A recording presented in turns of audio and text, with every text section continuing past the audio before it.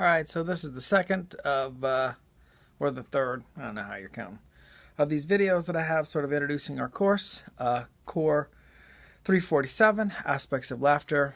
This is about the second portion of the class. The other video talks about the exams and how the engaging laughter assignments and the QCQs all build towards the exams. This part is about the second aspect of the class, which is a capstone research project called Researching Laughter. Now there's a document that sort of goes through the whole thing, but again I want to start at the end and work back and show how we're getting to this end point. Academics, part of what we do is we get grants, which is people paying us to go do something. Generally, they pay us to go answer some question. And to get this to happen, what you do is you apply for a grant. And when you apply for a grant, you say, hey, here is a question that I want to answer. And the more specific the question is, the better chance you have of getting the grant.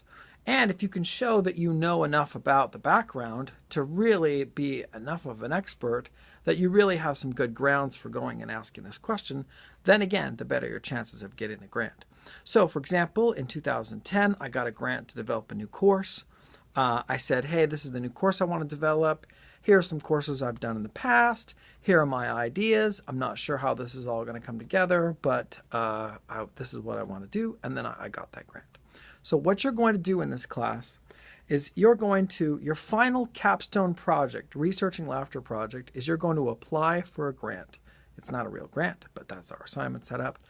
The grant is going to pay you to go answer a specific question. And it's going to be a nice, specific, honed, scholarly question. That's what the grant is going to ask. So at the beginning of the thing, you're going to sort of list, here's the question that I want to answer.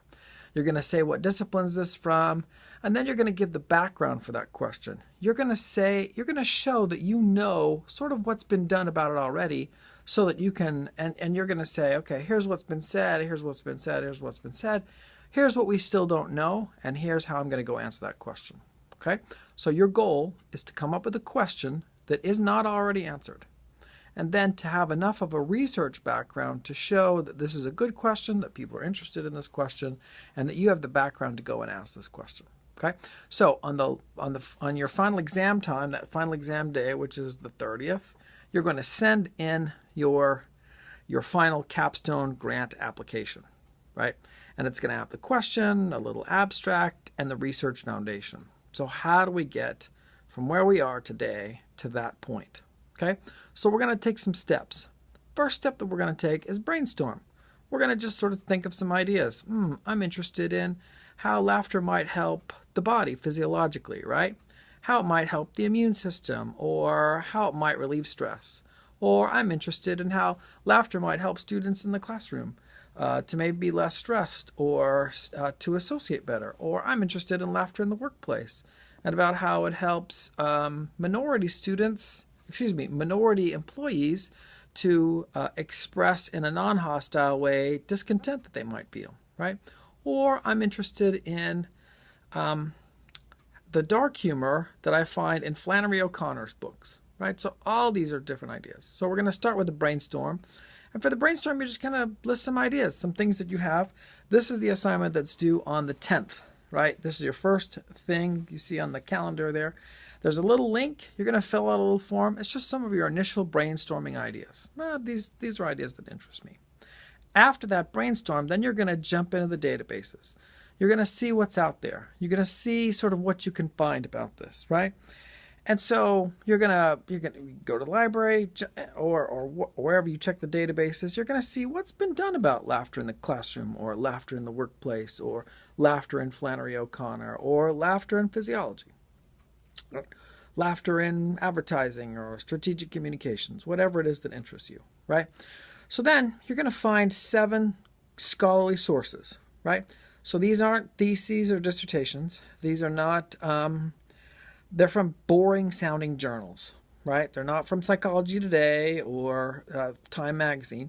You're going to find 7 scholarly sources, and you're going to look them up, get the whole information about them, and you're going to develop a 3-sentence summary of what those sources tell us about laughter, about what interests you, right?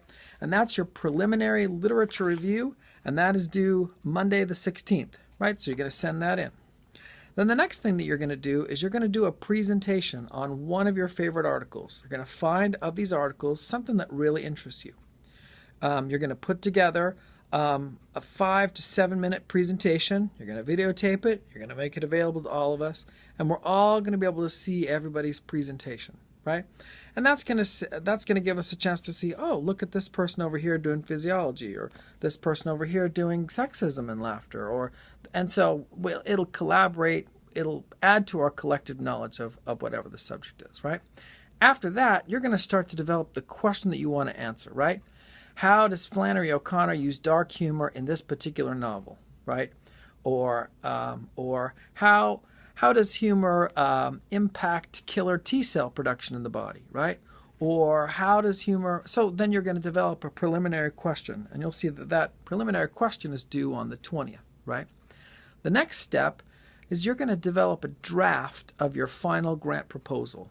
The grant proposal is going to have your question. It's going to have a little abstract. It's going to have 9 sources with a nice review. And so you're going to develop that, and we're going to workshop them, right? And that's going to be on Tuesday the 24th. Well, Tuesday the 24th, you're going to develop a nice draft of this final capstone thing that we're going to do. We're going to make them available to one another. We're going to peer review them. We're going to give them feedback. We're going to really give you a sense of how that's coming together. And then from that draft and the feedback that you get, you're going to retool it, you're going to develop it, you're going to work on it, you're going to get it all in a great final form, which will be due then again on Monday the 30th, and you'll turn that in.